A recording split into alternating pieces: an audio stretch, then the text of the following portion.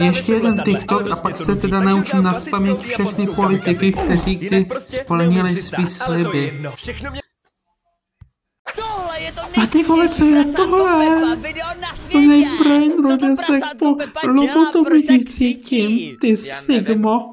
Si děláš kozy, ono už je půlnoc a já nemám ani jednu stránku naučenou, ty vole, jako ten čas se dělá prdel.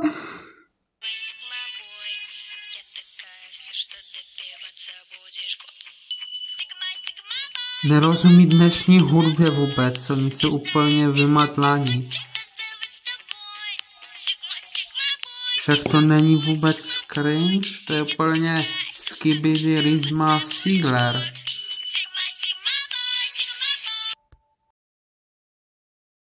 Vole, co chceš? Vypadni z mýho baráku, rychle, rychle, rychle. Jaká pěkná kočka. Kokot. Já musím rychle na Instagram dát. Musím udělat reklamu na to. Halo, Sigmy?